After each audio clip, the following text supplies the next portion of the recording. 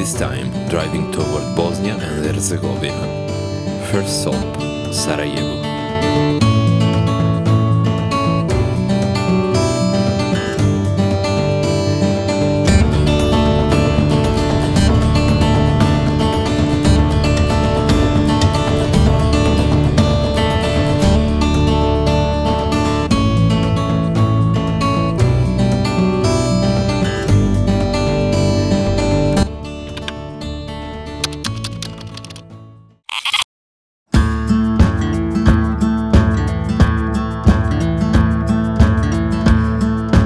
We started with a walking in the city center.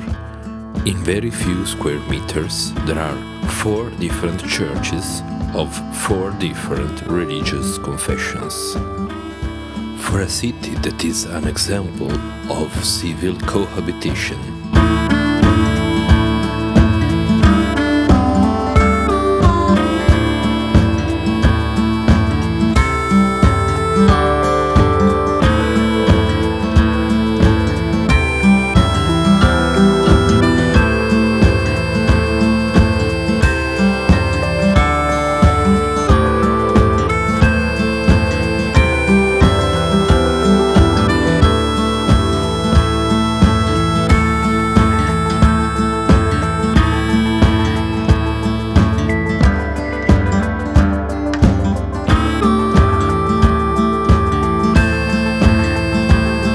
After lunch, we started working together, attending the seminar on guidelines about how to educate a comprehensive approach to others in the seat of NGO Education Builds Bosnia and Herzegovina, recently entitled to its former president, Jovan Divjak.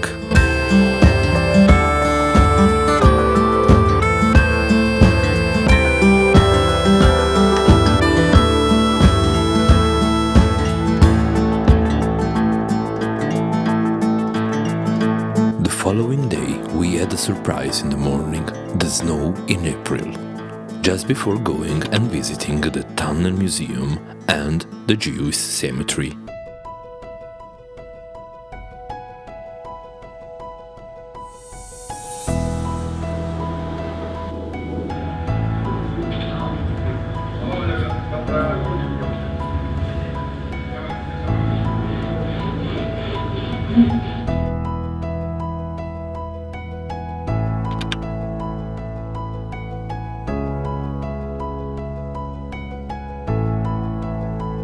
Later in the afternoon, we sat in the Faculty of Political Science of Sarajevo for 2 public conferences. The first one, from the Schuman Declaration to the Charter of Fundamental Rights of European Citizens. The second one was a focus on the EU Charter of Fundamental Rights. The following morning, EUFREE participants visited the city hall set in the bombed library called Vijećnica. And in the afternoon, back to work in the Faculty of Political Science, where we had a workshop conducted by Chiara Bianchizza. Participants worked in 3 different groups, one for each of the selected topics of the Charter of Fundamental Rights, having to think about issues, possible solutions, and already existing resources, before sharing the results with the rest of the participants.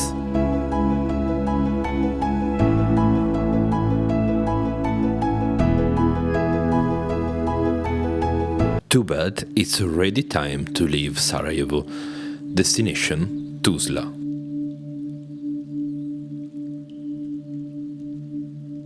Irfanka Pajajic was waiting for us in the seat of her NGO, Tuzlanska Amika. Irfanka spent all her life in helping people in such many ways. It was a privilege to have had her as a friend.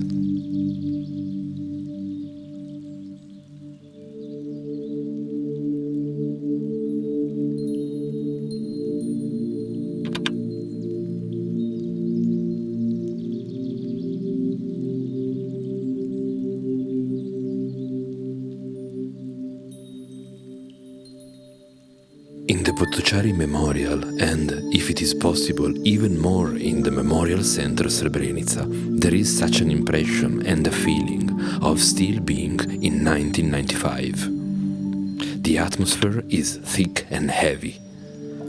The only possible reaction for all the visitors is to remain speechless.